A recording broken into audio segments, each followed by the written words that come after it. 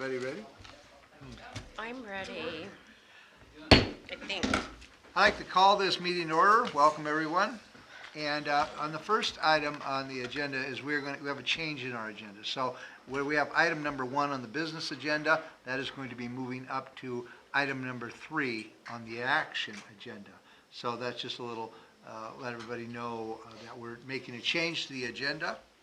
And what we'd like to do is welcome Annette McGee. She's going to come and talk to us about the Mason County Historical Society Museum fourth quarter report. Thank you, Your Honor. Good afternoon, Commissioners. It's really an honor for me to stand here in front of you and give this report today. However, it's somewhat embarrassing. I just found out 2 weeks ago that the fourth quarter report had not been given to the Commissioners. As you well know, our director is out on a 10-week maternity leave, and a lot of the volunteers and staff and the board of directors are trying to take her place rather than hiring someone in between. The other thing is, I'd like you to know that she will be back the middle of March, just almost in time to give the first quarter report for 2017. She did have a baby girl that joins a brother. So having 2 children, 20 months and younger, makes life interesting for her. But that's enough of that. I'd like to give the last quarter report for 2016 for the Mason County Historical Society. We're continuing our fundraising events for Paul Bunyan and Babe, and in November, our annual fundraising efforts for the cost of running the museum. Paul and Babe are stored safely under cover up at Mountain View thanks to Darrell Andrews. He gave us the storage space free of charge. I have to tell you a little incident that happened to Paul. Paul broke his arm out at the Ford garage. Oh, my. Remember, we had him out at the Ford garage, and I warned everybody out there that I had CDL drivers, 2 CDL drivers that would come and get them and take them, put them back, and we could have them out there during the summer. I said, don't you try to move them yourself. Well, one of the guys decided he'd move Paul when we were going to take them up in October to the high school cross country at the airport. That was right after the Oyster Fest. We had them at Oyster Fest, and then we were going to take them up right after that. Well, he backed into a concrete pole and broke the arm, and it sat there for about 3 months before we could get it fixed. We won't have to go into detail on that, but I just wanted to let you know. He is mended, and he is well. And I hope he gets well There's no quick. problem on it. He's in good shape. He's ready to go out into the community again. The Blue Ox was present at Alderbrook during New Year's Eve during the New Year's Eve, the last of December, and they wanted him, so we took him out. Now Babe and the Blue Ox is ready to go for anyone or any group that would like him out at their fundraising events, etc. 2 boxes full of 16mm films that the Dave James family donated to the museum, which includes Forest Festival parades, historical logging operations, and railroad operations, have all been transferred to a digital format for the future use and fundraisers of the Historical Society. And those of you that don't know Dave James was the public relations director of Simpson Timber Company in the 30s and 40s and 50s. In Mason County. So you can imagine what these 16mm films meant to obtain these 16mm films. And they've all been digitized, and we're ready to start showing some of them. He was a great one for going out and getting logging pictures. So we got some old-time logging pictures, early railroad pictures, movies, and early Forest Festival parades. This past fall, the last phase of our remodeling was completed at the museum. We completed the bathrooms, which included new toilets, new flooring, better access for handicap, and I can also say that was all done by volunteer labor. So we are completed with the total remodeling right now of the Historical Society building, which is your building, the old library. The ongoing goal of completing our inventory is going great. Thanks to our volunteers. We are also becoming quite a visitor center since we started the Information Bureau. This also draws interest in our museum artifacts. And you'll learn later in the report how many people we actually did have that last quarter. The director applied for a scholarship in the American Alliance of Museum, in which a consultant will assess the care and storage of our huge collections. An assessment will have a better access, getting an assessment will have us have a better access to state and federal grants and loans. We were awarded the scholarship and have started a several-month program towards completion of this project. We have had the first session and will have another one soon. The museum staff continues to aid museum visitors with information about our exhibits, assistance, genealogical research, writing historical articles for the Mason County Journal, putting together our monthly newsletter, and rotating exhibits. There is never a dull moment at that museum, believe me. Someone is always coming in for information. This past quarter now, and meaning the last quarter of 2016, we received 2,017 visitors to the museum, which included people from California, Oregon, Minnesota, Georgia, Idaho, Colorado, Alaska, and Washington, which Washington included Spokane County, King County, Pierce County, Walla Walla County, Grays Harbor County, Clark County, and Kitsap. Also, visitors came from the following foreign countries to the Historical Society: Switzerland, England, the Netherlands, Sweden, and British Columbia. So you can see we continue to assess visitors from all over the world and the United States, and we're happy to do that. In October, we held a meeting at the McGreevy House in Union in which about 25 people attended. Janie Kamen gave the history of the house, the McGreevy House, and how it came about, and the grounds. I hope you know about the McGreevy House because it is a historical place in Mason County above in Union. In November, we held our annual Veterans Day program, and Lauren G., a local boy who now lives in Thurston County, was the program, talking about his experiences as a helicopter pilot during the Vietnam War. 60 people were present at that meeting, and there were vets there from all branches of the service representing World War II, the Korean War, Vietnam, the Gulf War, and even the recent Afghanistan War. In fact, we had a young man stand up in the back when they were introducing, and he says, "I must be the youngest one here." He was there in full uniform, which was kind of exciting, really. December found us participating in the Downtown Merchants Holiday Magic Celebration and holding a John Torno exhibit for the public and signing of our new John Torno book. All in all, it was a very busy quarter. November and December being winter months. I'm sure that I've forgotten some of the activities that happened at the museum. However, I respectfully submit this report to you. And I thank you for this opportunity of giving the report and your continued support of the Historical Society and the museum. Do you have time for comments or questions? Sure I do. If you could please return to the podium, maybe we would like to say something to you. Thank you. Is there anything that the commissioners would like to say to Annette about this report?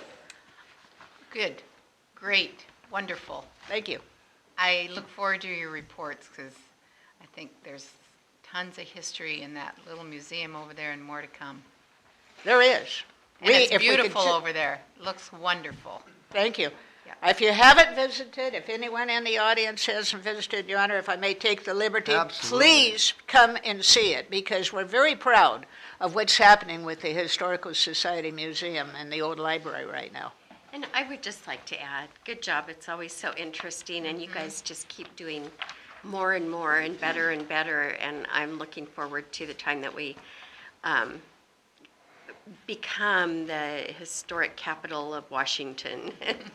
Well, we're working on it. If we I could know ever you get are. land to get grants to go ahead and build one, we have to build a heritage museum in Mason County. We could very easily be with our shellfish industry, our logging industry, our farming industry, our mining industry, and the native cultures. We could have one great museum and a good tourist drawing here in Mason County. I think so too.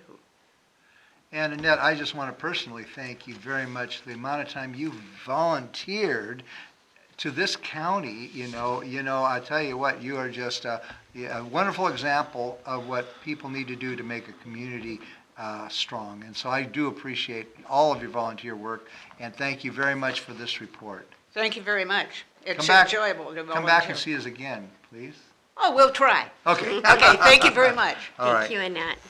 Next on our agenda is our weekly commission reports. Commissioner Moore. Oh, yes, okay. Tomorrow, I have the Housing Coalition Executive Board and the Housing Coalition Board. On Wednesday, I will be attending the last Empty Bowls week, and I'm looking forward to that, eating soup and seeing all the beautiful works of art that were created. I also have a railway and museum meeting. On Thursday, there's a Moving Mason Forward Coalition meeting. This is a new coalition, and I thought I would just read this to kind of explain what we're doing. It's this group will act as a hub for resources that represent all sectors in each priority area. We'll be aligning efforts throughout all of the different entities that provide services to avoid duplication of efforts. Moving Mason Forward Coalition has been created to provide a networking forum and partnership between public and private community agencies, community organizations, and individuals to promote healthy living and wellness in Mason County. Our efforts will support the priority areas established by the Community Health Improvement Plan. So I'm really excited to be part of this group, and it sounds like the city will have an opportunity to be involved through various policies that we adopt that will encourage safe and affordable housing, as well as the built environment, sidewalks, etc., more opportunities to promote walkability, those kind of things. So I'm excited to be a part of that. Also on Thursday, I will be attending the Roads to Railways presentation it's sponsored by the Chamber. I have a meeting after that with a constituent. On Friday, I have a library board meeting. And sometime during this week, I have a meeting with Dallas Roberts, who is Denny Heck's representative in this area. So I've got a busy week. Thank you very much. Commissioner McDowell. Pretty quiet. Wednesday, the finish up of the Empty Bowls, and it's so much fun to see all the artwork and how the kids and parents got together and designed these bowls. Thursday, my briefing with Brian, and I have a chamber lunch at the PUD titled Roads to Railway. And that's my week. All right. Tuesday, tomorrow, I will be attending my MACECOM board meeting. Wednesday, I will be attending my criminal justice board meeting. And Thursday, I will be at Little Creek Casino gambling and getting drunk. Just kidding. Don't put that on the tape. I will be attending an all-day, make sure if you do, you got to tag this up, an all-day Economic Development Council board retreat. It's our yearly board retreat, but it's at the Little Creek Casino. So I will not be getting drunk or playing cards all day long. That doesn't happen till Friday, right? Well, St. Patrick's Day. All I know is I won't be doing that one. So that completes our weekly commission reports. And we have a big agenda today, so I'll try and keep things moving along. Next is general public comment period. Mike Olson.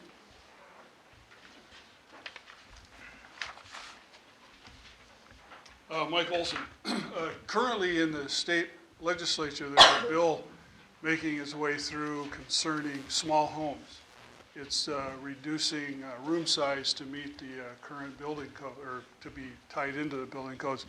And my comment and question is Marilyn Vogler came a few weeks back and spoke about looking at water rates and how we can adjust them to you adjust the ERUs to smaller house sizes, it doesn't seem right to charge the same amount for a one-person house as a 4 or 5-person house. So I just wanted to kind of follow up on that and encourage you to put that on the agenda somewhere, whoever's in charge of that. I think that it would be a great help to our community in building out some of these more undesirable lots, and also maybe speed up some of the abatement of these properties that nobody seems to want to do anything on. That with the small housing movement, I think it would be a real attraction for Shelton to be able to take advantage of that. And when this hits, I think you're going to get more of a demand for people who are going to want to come in and be interested in that. And it'd be nice to be, hit the ground running a little bit with this, get it on your plate and start talking about it. And I would love to see an advisory board of some sort set up to involve people like myself, builders, developers, people that are interested and concerned for low-income housing, veterans housing, all this stuff can all tie in together with that. So I'd just like to see some movement on that. Thanks. Thank you. No others. Okay, thank you very much. Are we ready for a reading of the consent agenda? Yes. Yes. Would we please have a reading of the consent agenda? Voucher numbered 13884 in the amount of $6,919.96.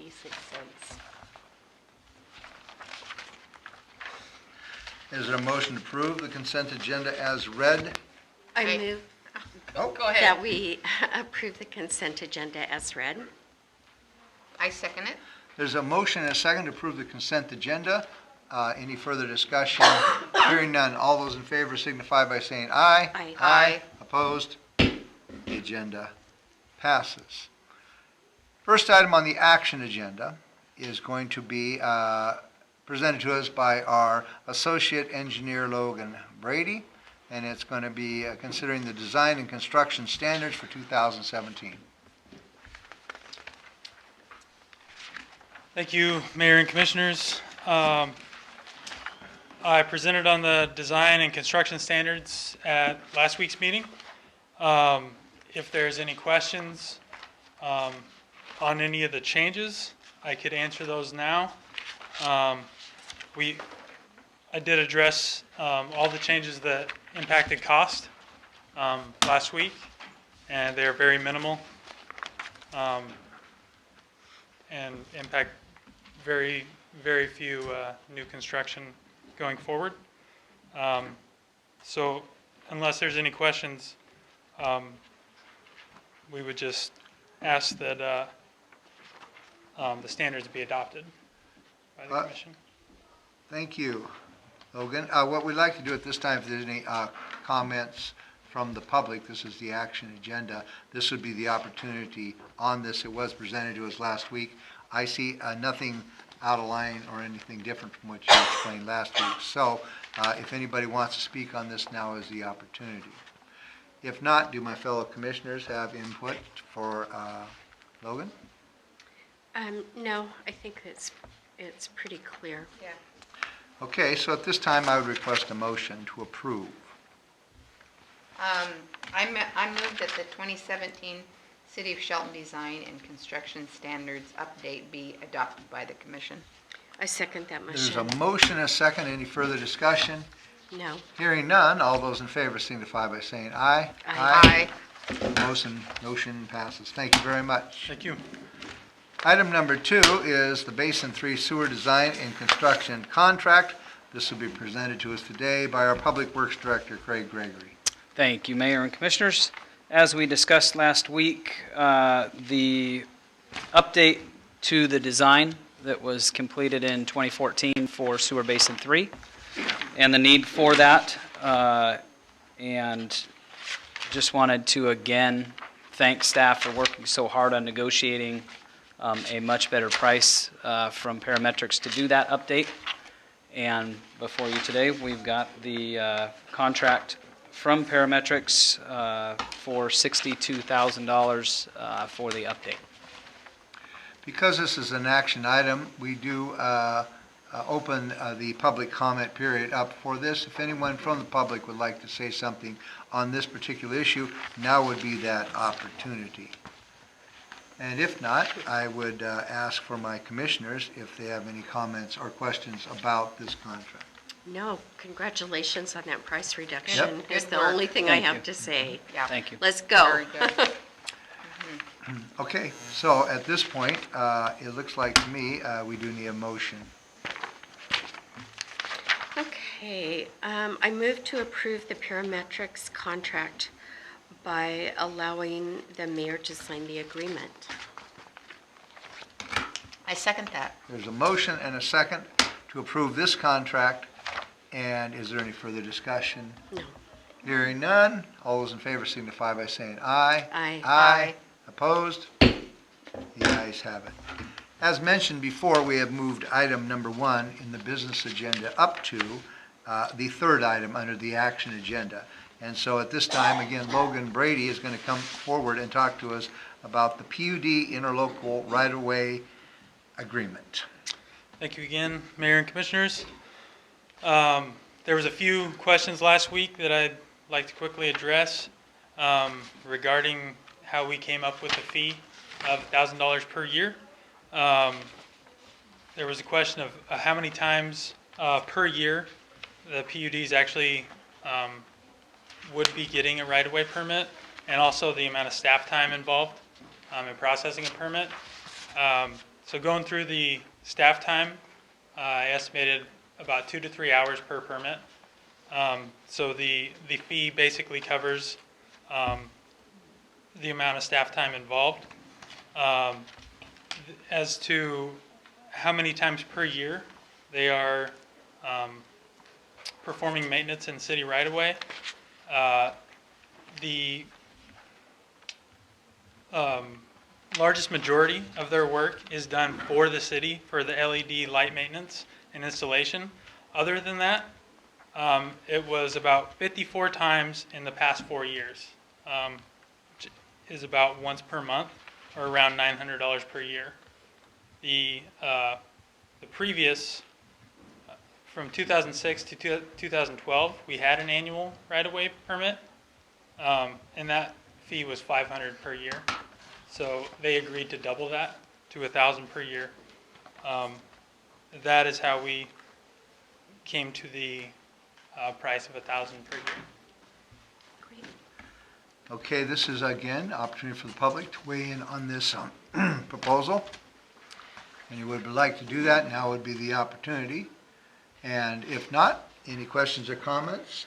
I just think that it's, I know we kind of talked last week about maybe it being more because, but we have a good working relationship with the PUD, and they do a lot of work for the city, and they do a good job, and they're on it.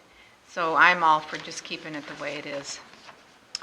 And all of my questions have been answered. I had a conversation with our city manager about this issue, and he relayed your information precisely. So, at this time, I guess I just wanted to say Oh, sure. something. I just would like to thank you for the clarification on the numbers. That was really informative and helped explain that. Yeah. So I appreciate it, and I would just like to say appreciate PUD. Who Absolutely. knew? Who knew? Yeah. Yeah, Thank you. I give them a check every single month. I think they're wonderful. Yeah. All right, so are we ready to move forward with a motion on this PUD interlocal right-of-way agreement? Yes. I'll make the motion. I move to approve and authorize the city manager to sign the interlocal agreement with PUD 3 for recurring annual right-of-way permits. I second that motion. There's a motion and a second. Any further comment? Hearing none, all those in favor signify by saying aye. Aye. Aye. Opposed? The motion passes. Now, moving on to our business agenda, which we are now officially starting, is something we've been talking about, and that's an alley vacation resolution. And our Public Works Director, Craig Gregory, is going to present this. As you mentioned, Mayor, we have talked about this before. We are moving forward with this vacation. Olson Dusaka, the owners of 909 South 7th Street, would like to vacate the alley between Harvard Street and Grant, between 7th and 8th Street. This alley is only a 10-foot wide alley and really has no use at this point with the elevations that it has in it. It really can't be used for utility extensions as far as water lines, sewer lines go.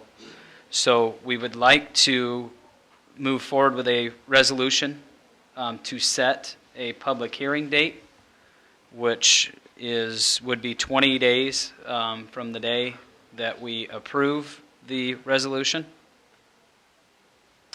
Isn't your request is actually place this on the consent agenda first, is that correct? That is correct. Okay. And then that public hearing happens after that date? After you pass the resolution, the hearing date will be set. Good. So are there any more questions or comments? No, I think that we covered this one pretty well. I do remember there was some discussion over changing the ordinance, so to avoid the situation that we had with this one where the other property owner was reluctant to sign. So you're going to be bringing something else forward so that the other property owners will each get a letter? I mean, I know this one's taken care of. I'm talking about future. In the future, we will take a look at it and bring something back to the commission Okay. If we feel that there is a need for doing that. I think we do need to address that we still need some flexibility within this process. But we will certainly take a look at it and bring something back to the commission if need be. Okay. It appears that the commission concurs on this item, and so let's place this on the action agenda for March 20th, 2017.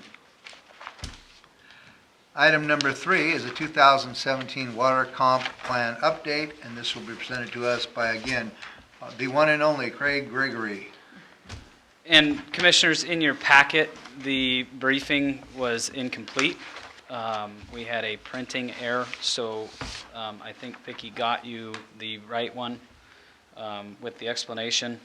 The water comp plan was scheduled to be updated. A meeting was supposed to be set for October of 2016. That was not done by previous staff, and we got a meeting set and went over and met with, and I apologize, within that briefing, it states Department of Ecology. It was actually Department of Health that the water comp plan will go through.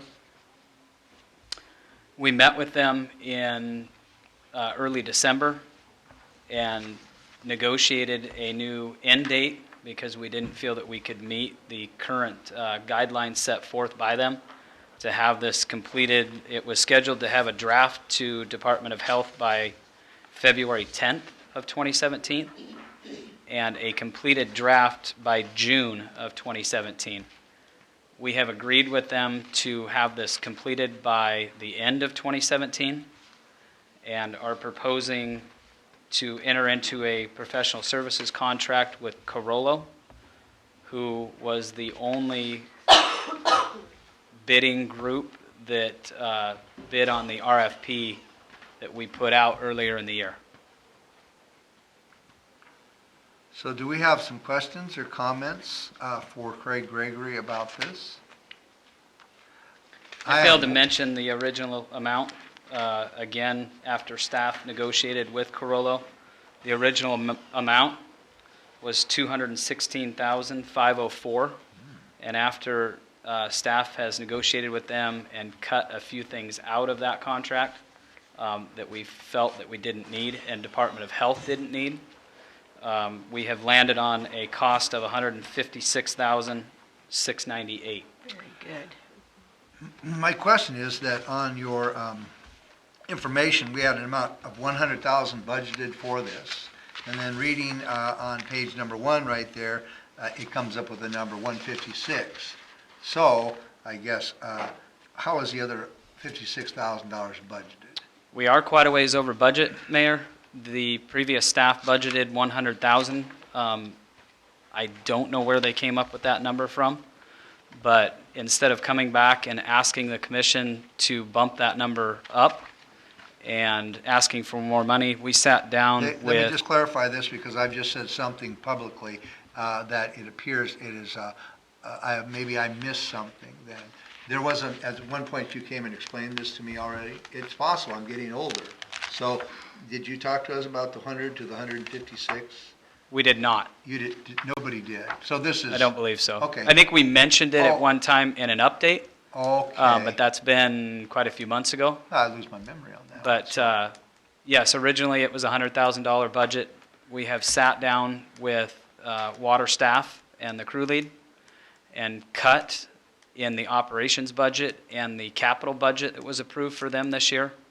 And we have cut, originally we thought it was going to be a bit more, so we went through and cut about $88,000 out of their operations and capital budget to cover the shortfall so that we didn't have to come back to the commission and ask for more money.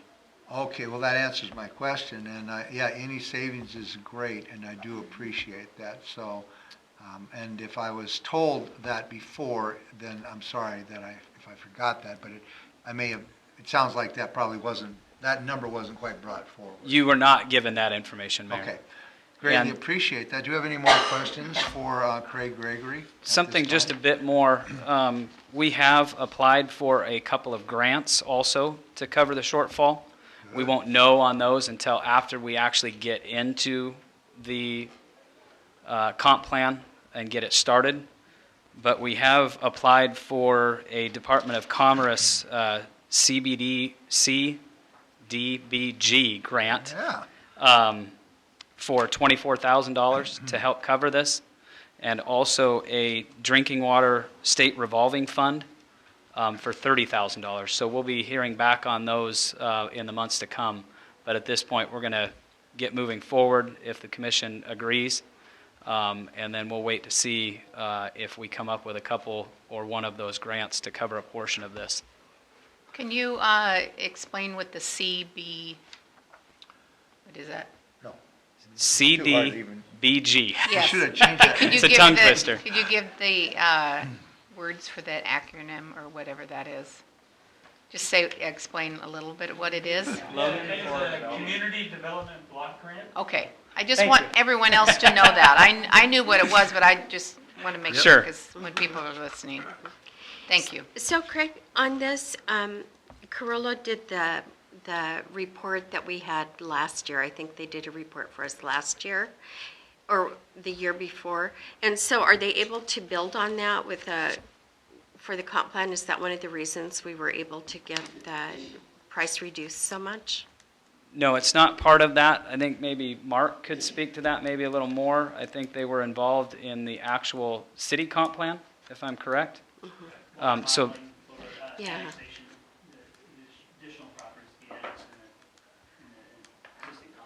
So that's completely separate from what we're doing here? Correct. That water modeling just identified those areas, providing water to those areas and then Right. these more common. this will actually set forth what our capital purchases, or our capital budget should be moving forward, and our needs as far as shortfalls, and addressing those needs. So it's more geared directly to water, not necessarily looking at just the needs of the larger community and the UGA. This would focus for expansion, but also mainly towards the city limits at this point. Okay, so it'll give us much clearer numbers. Correct. Like a dial down on it, on the numbers. It'll be a much more comprehensive plan Okay. for water. Okay. Sounds good. So, Thank you. does the commission concur to move this forward to the action agenda? Yes. Yes. Okay, so why don't we do that? And that will be March 20th, 2017. Thank you for your report. All right, next item under the business agenda is an ordinance, and this is regarding utility connections. And again, it's Mr. Craig Gregory, our Public Works Director. So after looking at the annexation policy and the protest to annexation with our city manager and our city attorney, we looked at the section of 17.10.010, and the protest for annexation was only covered in the section where utilities are extended outside the current city limits, but did not address actual connections outside the city limits. So as far as expansion goes outside of the city limits into the UGA and maybe expanding our city limits through an annexation, we propose to add the language for the protest annexation into the connections portion and not just in the extension portion. And it's merely just wording within that. I think that's an excellent, excellent suggestion, and I thank our city manager for bringing this forward if the idea truly came from him. Or it came from somebody, right? Group effort? It was a group effort. Okay. But it was pointed out to us by our legal help that we were missing a component in the connections. Right, well, thank you on that. So I concur this is a good idea, and so any other comments from our commission? Yes, thank you for the speediness of bringing this before us after we discussed it. I'm amazed. So thank you very much, and I am totally in favor of this. You're welcome. Okay, so the commission concurs with this. This will be placed on the action agenda for March 20th, 2017. Thank you very much. Mayor, we are going to need a Oh. first reading of that ordinance. I did see that on the fine print. Okay. So, at this time, are we ready for a first reading? Yes. We are. Okay, could we please have that?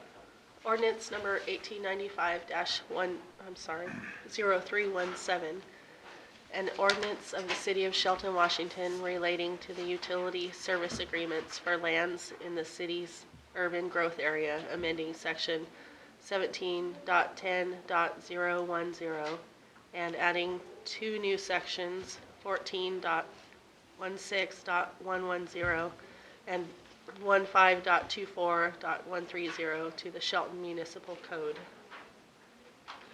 So at this point, we concur to place this on the Yes. action agenda. Do we need any further motion? For March 20, 2017, thank you very much. Next is in administration reports. So I think first is the financial director, Nola. Thank you, Mayor and Commissioners. We do have some more activity in finance this month. In payroll and benefits, we're making progress with employee groups to get all of our employees signed up on direct deposit. Right now, we are targeting a go live for the 1st of May. We had a few employee groups who couldn't quite get everything in place early enough for an April go live, so we're shooting for May, but that should go without a hitch. I'm sure that'll be fine. As far as our financial software, over the next few months, we're going to be focusing on getting EnerGov up and running and see how we can make good use of that product. That's a product attached to our financial software that helps with utility billing, where customers can review their utility billing history, and also helps with business license tracking. We're continuing the rollout of the employee self-service and time tracking component of our financial software, which is electronic timesheets, basically. In January, we started with the finance staff and with the IT staff, and that worked very well. In February, and Vicki, you can help me with this, I think most of the administrative staff on your side started using it. And I believe it's rolling out now to Public Works employees, so we're continuing that rollout, and that seems to be running smoothly. It's working well with payroll, and it's helping to improve some efficiencies in payroll processing. As far as accounts receivable, we now have the accounts receivable module in the financial software up and running. John Sim has worked quite a bit on writing instructions for users of the financial software who would be issuing invoices, so they'll know how to use it. We're still doing a little bit of testing with it, so it isn't quite launched yet, but it is, so far in testing, it does seem to be working very well. As far as bank reconciliation, we have that up and running in the software, and Elaine has been working very hard on that. We've got our accounts reconciled up through the end of 2016 now, all within our software. So things with the software are moving along really well. We're really happy with that. The software vendor has been very helpful, very supportive in keeping us moving along, making some progress with that. As far as internal control issues, we are continuing to work on the positive pay electronic check monitoring system that is up and running in test mode. We're planning to go live with that probably next week. So it's right at the edge of going live, and we have an alternate system in place while we're getting that up and running. At your last meeting, or the last time I reported to you, I told you I was going to be meeting with representatives from the Washington State Auditor's Office later that day, and I did meet with them, and we talked about three things. We talked about internal controls and security measures. We talked about the 2015 and 16 audit, getting that scheduled, and we also talked about the possibility of changing our basis of accounting from a GAAP basis to a cash basis.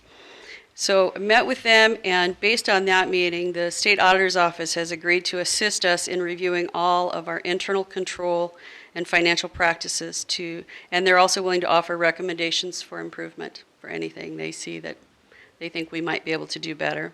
As far as the 2015 and 16 audit, they're going to audit both years in one audit process, and we'll be targeting June or July for that. What I want to be able to do is to complete the 2016 financial audit, or annual report, and get that submitted, which is due toward the end of May. Once that's been submitted, then we can have them move ahead with the audit. And so we're going to target June or July to get that process started. As far as the basis of accounting change, we talked about that. And the State Auditor's Office pretty strongly supports the idea of the City of Shelton converting from an accrual or GAAP basis accounting and reporting system over to a cash or non-GAAP basis accounting and reporting system. Based on the size of our organization, the size of our budget, all of the information that they have about our organization, their recommendation is that we move ahead with that, and they're very much supportive of that. So I will be working on a proposal and bringing that forth probably within the next 30 days for you to take a look at that. And part of that proposal is going to be to make that change retroactive to the beginning of 2016. And that was one of the questions I had for the auditor was, is there any problem with doing that? And they said, no, none at all. It would be fine. And you'll be able to roll that right into your annual report for 2016. That's what I have. Any questions? Yeah, I do. Could you explain the two components? Certainly. One versus the other? Certainly. GAAP, GAAP is an acronym for Generally Accepted Accounting Principles. And it's commonly used by a lot of large organizations. It's basically, in simplified English, it's an accrual-based accounting system which would account for revenue when it's billed and for expenditures at the time invoices are received, as opposed to a cash basis system, which is a simpler system, and it simply reports revenue when the revenue is actually received, and it reports expenditures when the checks are actually sent out. And only about 20% of Washington state governmental entities use the GAAP basis system, and it's the largest 20%. City of Seattle, City of Tacoma, some of the really big organizations typically are the ones that are the most logical organizations to be using a GAAP system. Most smaller organizations of our size would more commonly use a cash basis system. And there are pros and cons to both systems, and I'll be explaining that as I bring a proposal forward. Okay. Does that help? Thank you. Any other questions? Thank you. I did have a question. You know, as mayor of the city of Shelton, it is my job to talk to the public and to businesses and to really try and look at what their needs and what their concerns are. And sometimes we get all wrapped up in the way we do business and everything, that it's really important to kind of go out there and really touch the needs of the community. And something that's been around for a really long time is the amount of on our water and sewer rates. And so, you know, one thing, my question to you would be is there any of our debt that we might possibly be able to refinance in an attempt to possibly lower some of these water and sewer rates? And the idea came to me many times in our business is we refinance something just because something costs us so much to do that we did like 100 years worth of infrastructure, and you know, in about 15 years, and the payments on that, as we know, is really kind of choking us. So I know some things are bonds and some things might not be able to be done that way, but Right. I would be open to entertain the possibility of refinancing some of the city's debt in order to possibly bring some of our water and sewer rates a little more in line with other cities. And so it's not something I would be first, but knowing the economic environment in the city of Shelton and what people are really concerned about, I would like to look at that as a possible option. So if it's possible, I wouldn't mind seeing what we might be able to do in that area. We can certainly look into Is that. that okay? Sure. I mean, I wouldn't spend days figuring it out. I would just check it out if you We can could. certainly look into that. I'm working right now on the debt picture, and that's almost done, not quite. A little bit of work to do on it yet, but we can certainly look into that. I would appreciate it. Thank you Sure. very much for your You bet. report. Thanks. Thank you. All right, next is our Assistant City Manager, Vicki Look. Good afternoon, Mayor, Commissioners. Well, we've been very busy in the HR area and doing recruitments, and we have a new Civil Service Commissioner, so we're reviewing those rules with that commission, and the police department's had several changes. They just did an internal testing, promotional testing for the lieutenant's position, which we completed that last week, and I'm sure that Darren will be making an announcement soon on the choice for the lieutenant's position.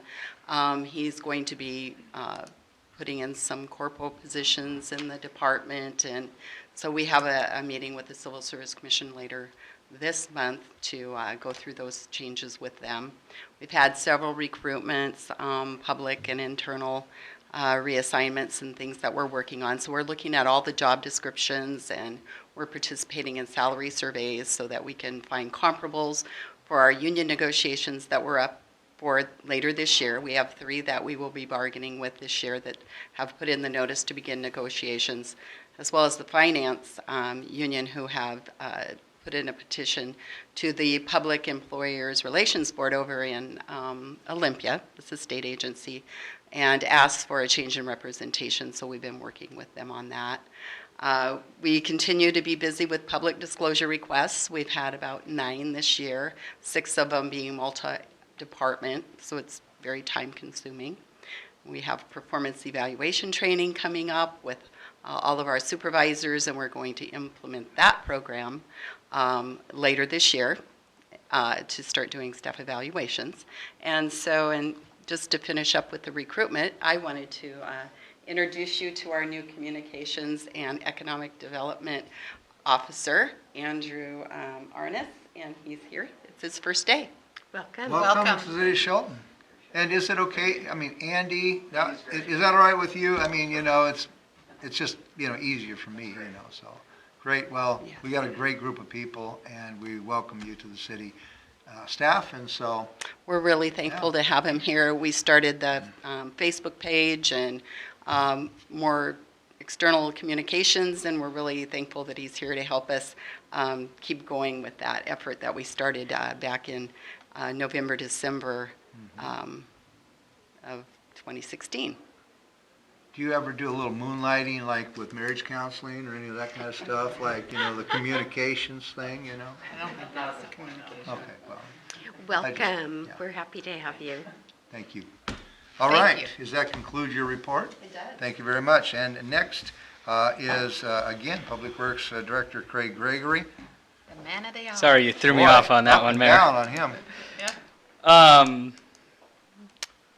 Just wanted to give the commission an update of some of the projects that we've had hanging out there since we last reported over about the last 3 months. Sewer Basin 3, which we have been sitting on, and it has been on the shelf for quite a number of years, that we pushed forward with, and you as a commission voted to move forward. And just wanted to give you an update on where we were at with that one. The second mailing of the right of entry forms went out last Monday, after a month before that was the first mailing.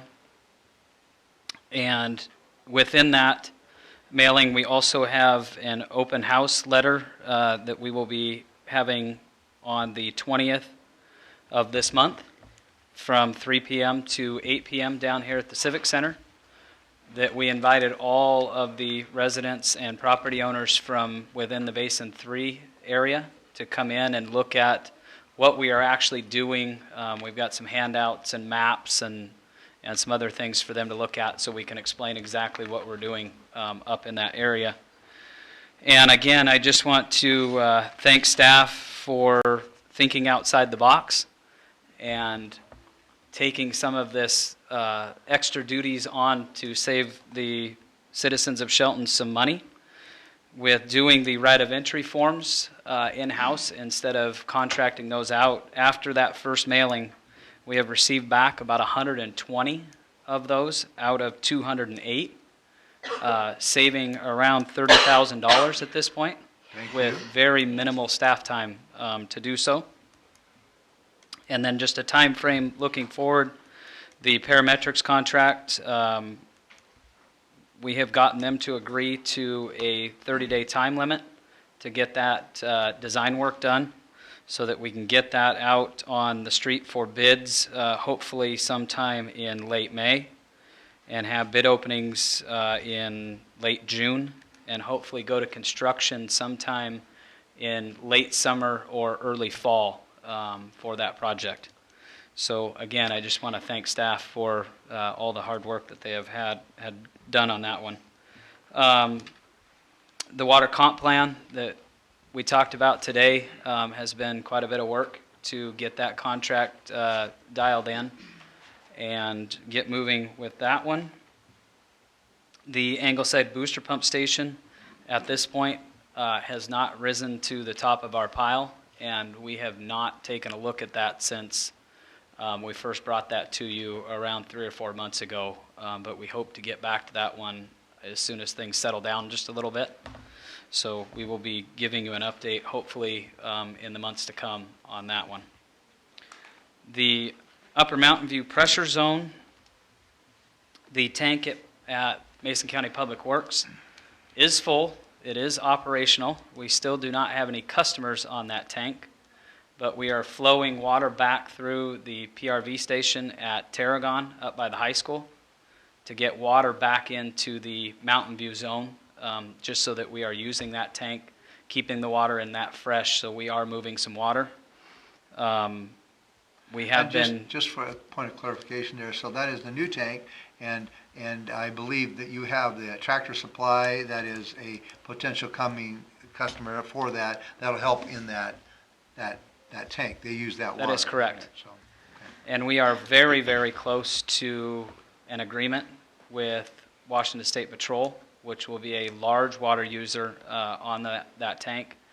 And we will be bringing forward a proposal to settle the latecomers agreement and to get them hooked up and disconnect their well to receive the $2 million loan forgiveness that we have towards that project. And we have been working very hard and very closely with Washington State Patrol for a couple of months now, but really ramped up over the last 2 to 3 weeks, and we are very, very close to getting an agreement done. So we will be bringing that forward in the next couple of weeks for your approval. Great. The SR3 project and the Downtown Creeks, we are waiting back to hear from local programs. That does seem promising on the forgiveness of a portion of that. So they seem to think that they are getting fairly close to getting something out from headquarters to us. So we'll wait to see when that comes back. We have received a letter back from Evergreen Safe Routes with the understanding that we did give that project back with expending no funds, no payment for that was necessary. And staff worked very, very hard on coming up with a plan to test well 1. And we ran a very long one-day test on well 1 to see if the information that the commission was given was accurate, and it does not appear that the information that you were given by prior staff was accurate at this point. We ran continuously for around 12 hours. For the first 8 hours, we ran with 1,200 gallons a minute, which is normal operations. We drew that tank or that well down to around 3 feet above where you were previously told the pump was, which was at 190 feet down in that column. So we drew it down to 187 feet. We could not get it any lower at that point, so we ramped it up to 1,500 gallons a minute. And after another 4 hours, we drew that column down to 193 feet, which was 3 feet below where you were told that that pump sat at one time. We then went back and looked at, well, before we actually set the test, we looked at the as-built that said that the pump was at 220. The placard on the wellhead said that it was at 217. And during the test, we actually called a former employee, which is a very reliable source, Nels Lund, and he remembers it being somewhere in the neighborhood of 210 to 220. So I think at this point we have verified after that one-day test, we flowed about 1 million gallons continuously through that well and could not draw it down to a point where we felt there was any problem whatsoever with that pump. So we will see in the months to come. We are leaving it in the lead.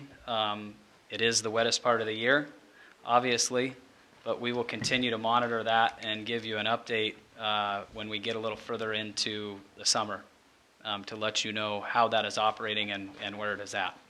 So are you coming from a positive stand on this? I think it is very good news that we have a backup source at this point that we feel is fairly reliable, which I don't think that was necessarily the message last summer. I think the message last summer was that we were in grave danger of not having water, and at this point it looks like we can certainly supply water if we have an issue with either well 3 or 4. So we will continue to run that in the lead and see how it does through the summer. So, just to clarify things a little bit, when we were approached with a $1.3 million new well had to be put in, it was a good idea for this commission to say we needed more options. And it was a good idea that we had the 200,000 fix, and we have to borrow the money, and so we said if we have to do that, we do it. But it appears that at the moment we don't have to borrow the 200 million, that we're going to just wait and see, because it may appear there's nothing wrong with well 1. The one thing you will get from the current staff is you will get accurate information before we bring things to you. And that was really what we were trying to accomplish at this point. We wanted to verify before we brought recommendations back to this commission, and that is one thing that you will get from current staff, is you will get accurate information from us. Thank you. Thank you very much. And the pump ran just fine, so we don't have any current worries about the pump. I know it's reaching estimated lifespan, but everything's going great. It's probably older than what a useful life on a pump would be. It's Okay. 28 years old. Yeah. But we have seen no signs of any distress on that pump whatsoever. Like I said, we ran it 300 gallons a minute over what normal operations are for 4 hours continuous, and we saw absolutely no problem with that at all. Craig, can you touch on what you guys did the 2 weeks prior? What well 1 did prior to that day of testing? We had it in the lead for actually better than a couple of weeks, where it was servicing the water needs of Shelton, and it was in the lead. So it's not that we just turned it on and it was the first test so that it hadn't been under stress. It had been in the lead for quite some time. I think it was actually a little over 3 weeks that we actually had it in the lead, where it was servicing Shelton's water needs on its own. Very good. So, Thank you very much. yeah, we don't see any stress on the pump at this point. That's not saying with it being 28 years old that Yeah. It could it break, couldn't go out tomorrow. It may. but it's a backup. That is correct. Yeah, that is awesome news. Very Thank you good. so much. And then a few months back, when you approved taking on the biosolids business, you asked for us to report back a quarterly update. It's not quite to that quarter for 2017, but we have been running for 3 months now with bringing biosolids in. And at this point, over a 3-month period, we have brought in $43,134.65 in biosolids at this point, with no additional staff time and what I would feel would be minimal cost to get that done. So it has been a process change down there, and staff has done a great job to move that forward. And we are at this point looking for additional customers to be involved in that. So depending on what we get and who we get and the volume of that, we may come back to the commission. At this point, it's not needed for extra staff, but depending on what the volume is, we may come back to add a maintenance worker to run another shift of the dryer in the future. So we will be looking at that. We have been contacted by a few different entities, Thurston County being one of them, the city of McClary, and also Bainbridge Island.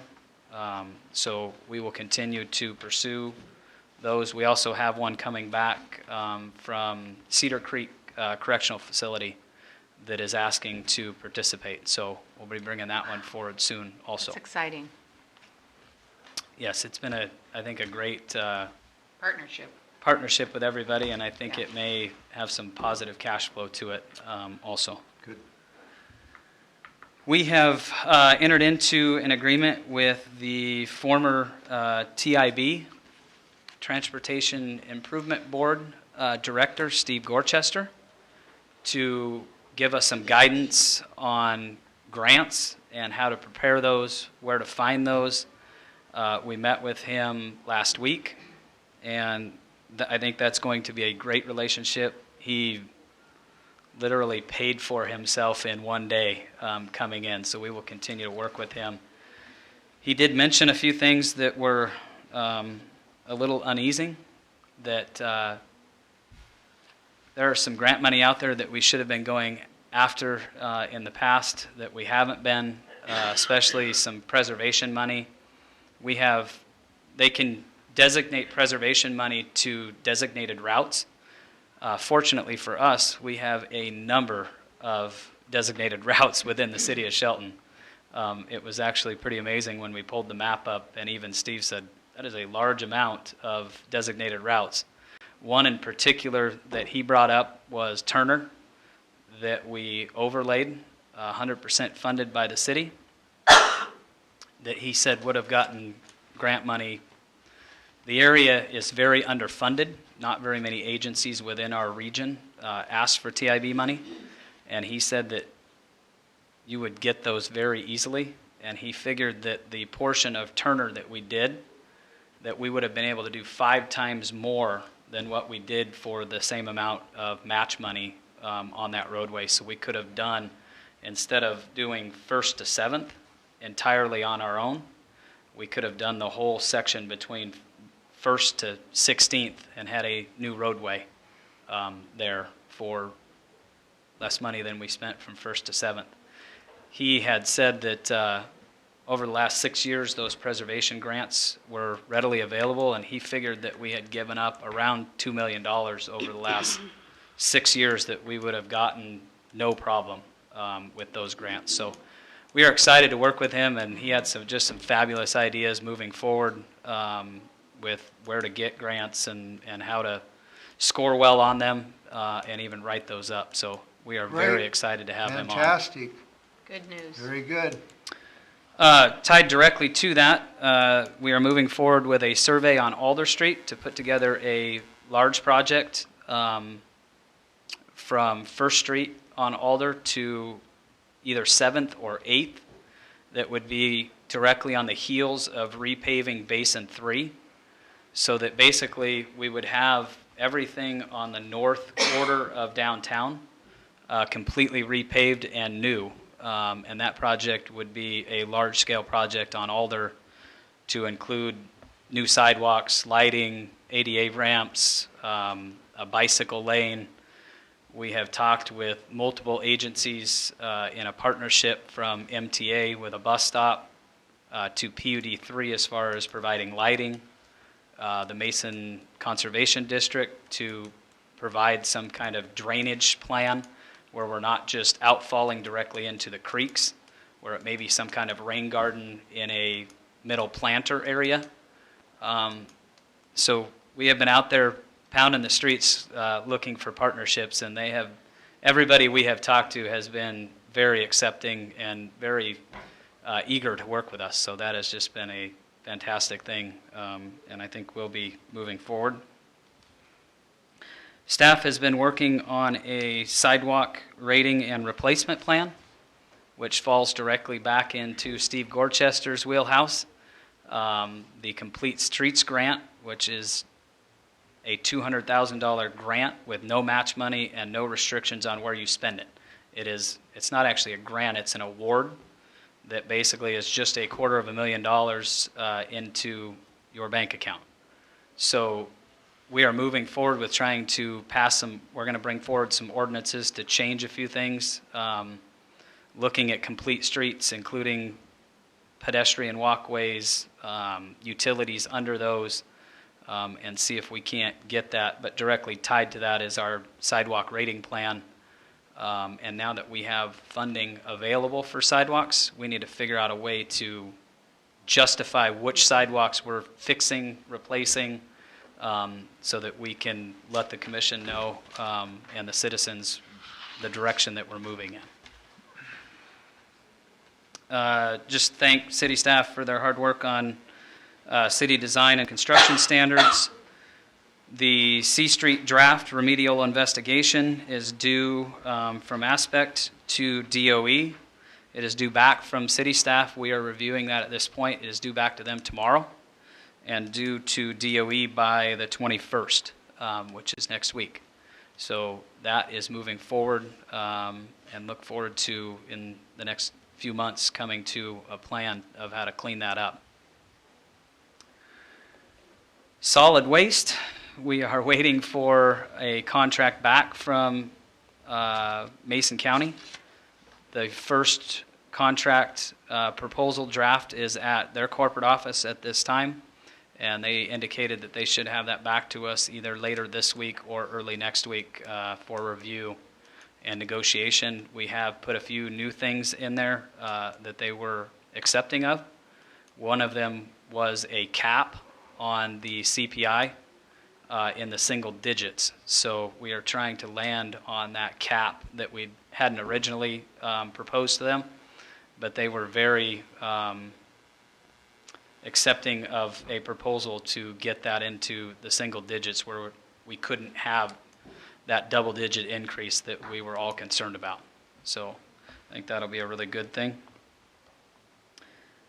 And the hot topic of the week or month, the Railroad Avenue reconfiguration and light reconfiguration, the stoplight reconfiguration down there to go to a two-way stop. I think the commission knows that we were having some issues with that light down there. And at this point, we have installed the stop signs. We have turned the light off. We have a traffic engineer that will be coming in after we do traffic counts. We installed traffic counters today. We are going to collect data for the next couple of weeks. And we have a very qualified traffic engineer that will be putting together a full study of not only the light to address whether we need the light or whether we can fully take it out, and also a reconfiguration of Railroad Avenue from 1st Street to 7th including some turn pockets and going back to parallel parking instead of the back-end angled parking. So we are excited to have him on to give us some direction to bring back to the commission. And to have a professional do that, I think, will be very comforting to all of us. And that completes my report. If you have any All right. questions. Questions? I will say that I did talk to a number of people down on Railroad Avenue, business owners and whatnot, and evidently somebody went back and talked to them a little bit, and I don't know what all took place, but tried to explain this is a road diet. It's a lot of it's temporary stuff. We are trying to get the feedback from the public on things that we do, and that's why we're changing from back-in parking back to, and it takes time, but you don't know what the public's going to feel sometimes until you jump out and try a few things. And so all the response I got was very good, especially in the communication from staff to some business owners, people down there, on where we are and what we're doing. And so it's a work in progress. And I said before, we need the public to just, they can weigh in anytime they want, It's just, we want to walk our way through so that we get the most acceptable plan that we can. And so I got good feedback from the people I talked to. When we did go out and talk to the public, we got great feedback too, Mayor. I probably should have done that sooner than the day of. But once we got out and did that, it was a learning process for myself with that we will certainly get out and get that word out before we do things in the future. But it was really good feedback when we actually went out and talked to those folks out on the street. And the only thing that we really heard negatively was the back-end angled parking. So we are going to take a look at that with our traffic engineer and see what we can't do about that and maybe reconfigure that into something different. Okay, I had 3 things. At least. I know this is all really variable, but do we have any idea what the projected construction time will be for the Basin 3? We are figuring, maybe Bob Tauser can help me out with this one because it eludes me at this point. 220 working days, I think it was something like that. 220 working days? And that's assuming the weather really cooperates and that's just for the sewer replacement. Then the streets and sidewalks, everything else will take longer on top of that. Well, it may be included with that, Tracy. We talked to Steve Gorchester about maybe taking, right now on the original proposal, there's about $1.2 million for trench restoration. Mm-hmm. It's not full streets, it's just a 6-foot trench, which the number seems very high. But what we brought to Steve was, could we propose to not do that portion within Basin 3 and use that money for a match money and seed money to do paving for all of the streets in the Basin 3 area? And he thought that was a wonderful idea, that we would probably have somewhere in the 30 to 40% match money, that he thought it would be very easy for us to get a grant to pave all of the streets, not just the ones that were affected with the construction. So that is going to be something we are going to look at and move forward with. Okay. So it may be pulled out of the Basin 3 project and looked at. If we can put that money over. Correct. Okay, that sounds like a great idea. The second thing I wanted to say is that Steve Gorchester is so well respected in the state, and we are so lucky to have him as a consultant. I've gone to numerous workshops where he has presented, and it's really exciting. He's kind of revolutionized the way that we fund projects in Washington State, and I'm thrilled that he's helping out with this. He's kind of just really well respected. The third thing, let's see. Oh, I kind of lost it here in my scribbles here, but I would like to thank current staff for the commitment to getting the correct information to us. And it's painful, but I'm thankful that we can talk about it in an open, meeting and we're all aware of what's going on. I think it's very helpful to all of us, and I would like to say that I'm really happy with the new staff and the reports that we're getting, and I feel very confident that we will be able to make decisions based on facts from now on. So thank you. And Nola, that goes for you too. Thank you so much. All right, any other questions for Craig Gregory? What was the date that it looks like you will start on Basin 3? We are projecting it'll be late summer Okay. or early fall. It All right. really depends on how quickly we get some of this stuff done as far as bid preparation and actually getting that out for bids. But it looks like it'll be sometime in late summer, early fall. So what if you don't hear back from some of those people that live over there? You go personally back to them? We've got the second mailer that went out last week. I'll go knock on doors. We are going to send some staff out, probably starting in the late afternoon and extending into early evening after the open house Okay. finishes up after the 20th. We'll be sending some folks door to door to try to get the rest of those that don't come back. So Okay. we're hopeful to get the majority of those back. And in the former or the previous basin projects, we have never gotten all of them back. So we're pretty excited that we've even gotten the 120 out of 200 back at this Right. point. So, but we will go door to door with those that we haven't gotten back later in the month. We had like 500 up on Hillcrest area. Yeah, I don't There remember there how were a large ton that of them was. up there. It's about percentage. Oh, percentage, Yes. okay. Thank you. Will you remind us when the open house is? It is 20th. the 20th. That is an evening meeting. We tried to set that up to coincide with an evening meeting, so we try to get some more folks in here. But that will be from 3 to 8. 3 to 8 on the 20th. Oh, 3 to 8. 3 to Okay, 8. that's what I needed. And it will be down in one of these 3 rooms down here. Okay, and is it like, it'll be just like a drop-in open house? Yes, So, yep. okay. Cookies and coffee. We Well. can do that. Open house. All right, any other questions for Craig Gregory? Hearing none, we have administration final touches. None today, I think you That heard it? it all. Okay, what I'd like to do is announce that our next meeting, regular meeting, will be on March 20th at 6 p.m. in the evening. This meeting is adjourned.